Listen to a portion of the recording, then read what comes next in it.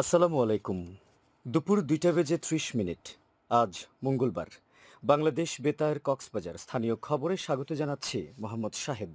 আসন্ন পবিত্র ঈদুল আজহা উদযাপন উপলক্ষে কক্সবাজারে জেলা প্রশাসনের আয়োজনে প্রস্তুতিমূলক সভা অনুষ্ঠিত হয়েছে। আজ সকালে জেলা প্রশাসকের কার্যালয়ের সম্মেলন কক্ষে অনুষ্ঠিত এই সভায় সভাপতিত্ব করেন জেলা প্রশাসক মোহাম্মদ সালাউদ্দিন। সভাপতির বক্তব্যে জেলা প্রশাসক বলেন, ঈদের ছুটিতে যানবাহনে যাত্রীদের কাছ থেকে অতিরিক্ত ভাড়া আদায় এবং চাঁদাবাজির বিরুদ্ধে কঠোর ব্যবস্থা নেওয়া হবে।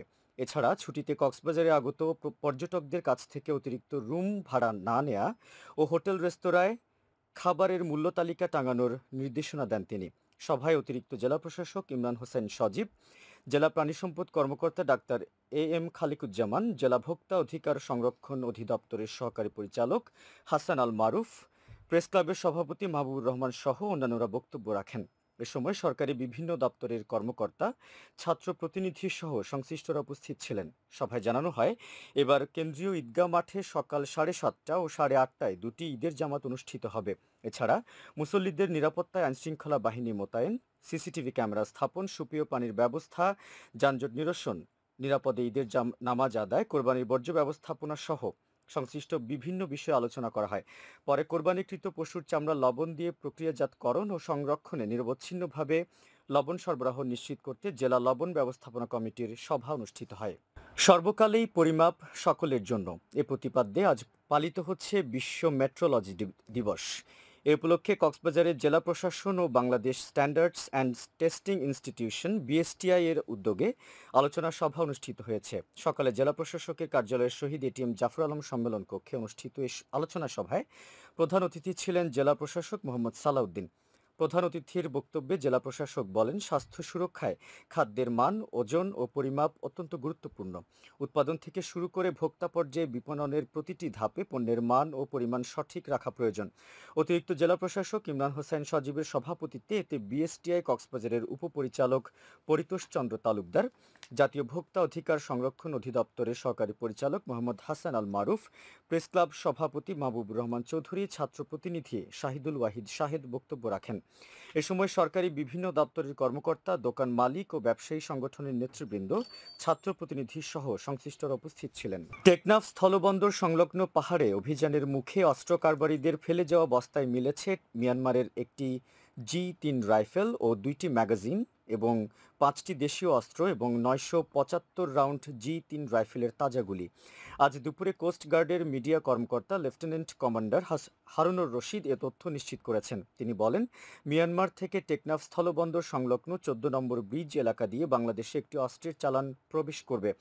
এ সংবাদের ভিত্তিতে সোমবার দিবাগত রাতে coast guard Teknaf station commander lieutenant commander Salauddin Rashid তানভীরের নেতৃত্বে কোস্টগার্ড ও পুলিশের দুটি টিম অভিযানে নামে। এক পর্যায়ে 4জন ব্যক্তি দুটি বস্তা মাথায় নিয়ে পাহাড়ের দিকে যেতে দেখে থামানোর সংকেত দেওয়া হয়। এ সময় অস্ত্র কারবারিরা বস্তা দুটি ফেলে গহীন পাহাড়ে পালিয়ে যায়। পরে বস্তা দুটি তল্লাশি করে অস্ত্র ও গুলি উদ্ধার করা হয়।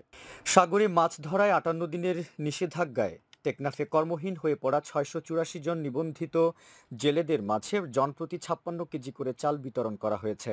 আজ দুপুরে উপজেলার নীলা ইউনিয়ন পরিষদ কার্যালয় প্রাঙ্গণে ভারপ্রাপ্ত ইউপি চেয়ারম্যান মোহাম্মদ আলীর সভাপতিত্বে উপজেলা পল্লী সঞ্চয় ব্যাংকের ব্যবস্থাপক আব্দুল করিম প্রধান অতিথি হিসেবে এ কার্যক্রম উদ্বোধন করেন।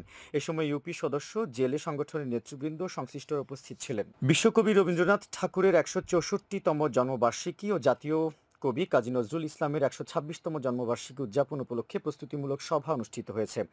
আজ সকালে জেলা প্রশাসনের আয়োজনে জেলা প্রশাসকের কার্যালয়ের সম্মেলন কক্ষে এই সভা অনুষ্ঠিত হয়। এতে সভাপতিত্ব করেন জেলা প্রশাসক মোহাম্মদ সালাউদ্দিন।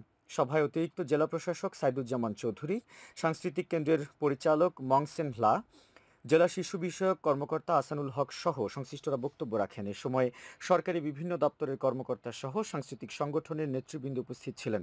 সভায় আগামী 25 মে দিবস দুটি উদযাপন উপলক্ষে সাংস্কৃতিক কেন্দ্রে সকাল 10টায় আলোচনা সভা, সাংস্কৃতিক অনুষ্ঠান সহ বিভিন্ন কর্মসূচি পালনের সিদ্ধান্ত গ্রহণ করা হয়। জেলা পর্যায়ে ৪৬তম জাতীয় বিজ্ঞান ও প্রযুক্তি সপ্তাহ এবং নবম বিজ্ঞান অলিম্পিয়াড ও কুইজ প্রতিযোগিতা আগামীকাল থেকে শুরু হচ্ছে। কক্সবাজার শহরের বায়তুশ শরফ জব্বারি একাডেমি স্কুল অ্যান্ড কলেজে এ প্রতিযোগিতা অনুষ্ঠিত হবে। বিজ্ঞান ও প্রযুক্তি মন্ত্রণালয়ের সহযোগিতায় জেলা প্রশাসন এই অনুষ্ঠানের আয়োজন করছে। উপজেলা ভিত্তিক প্রতিযোগিতায় বিজয়ী দলগুলোর অংশগ্রহণে এই মেলায় বিজ্ঞান ভিত্তিক বিভিন্ন বিষয় তুলে ধরা হবে বলে জানা গেছে। আগামী ২২ মে ২০২৫ বৃহস্পতিবার থেকে প্রতিদিন বিকেল ৪:৩০ বাংলাদেশ বেতার কক্সবাজার থেকে ইংরেজি ভাষায় স্থানীয় সংবাদ প্রচার করা হবে। শোনার আমন্ত্রণ রইল। আবহাওয়া আগামীকাল দুপুর ১২টা পর্যন্ত ২৪ ঘন্টার পূর্বাভাসে বলা হয়েছে অস্থায়ীভাবে আংশিক মেঘলা আকাশ সহ মেঘাচ্ছন্ন থাকতে পারে। সেই সাথে দু এক জায়গায় অস্থায়ীভাবে দমকা হাওয়া সহ বিদ্যুৎ চমকানো বৃষ্টি অথবা বজ্রসহ বৃষ্টি হতে পারে। কক্সবাজার সমুদ্র বন্দরের জন্য কোনো সংকেত নেই। আগামী ২৪ ঘন্টায় দিন ও রাতের তাপমাত্রা প্রায় অপরিবর্তিত থাকতে পারে। আজ সূর্যাস্ত যাবে সন্ধ্যা ৬টা ২৬। আগামীকাল সূর্যোদয় হবে ভোর ৫টা ১২। আজকের সর্বনিম্ন তাপমাত্রা ছিল ২৬.৫ ডিগ্রি সেলসিয়াস এবং সর্বোচ্চ তাপমাত্রা ছিল ৩৪ ডিগ্রি সেলসিয়াস। এখন জানিয়ে দিচ্ছি বাঁকখালী নদীর মোহনা ও সংলগ্ন এলাকার সামুদ্রিক জোয়ার ভাটার সময়সূচি। আজ ভাটা শুরু হবে বিকেল ৩টা ৫৪, চলবে রাত ৯টা ৪৩ পর্যন্ত। জোয়ার শুরু হবে রাত ৯টা ৪৩, চলবে ভোর রাত ৪টা ৫০ পর্যন্ত। পুনরায় ভাটা শুরু হবে ভোর রাত ৪টা ৫০, চলবে আগামীকাল সকাল ১০টা ৫৭ পর্যন্ত। খবর শেষ হলো। আমাদের পরবর্তী খবর প্রচারিত হবে আগামীকাল সকাল ৯টা বেজে ৩০।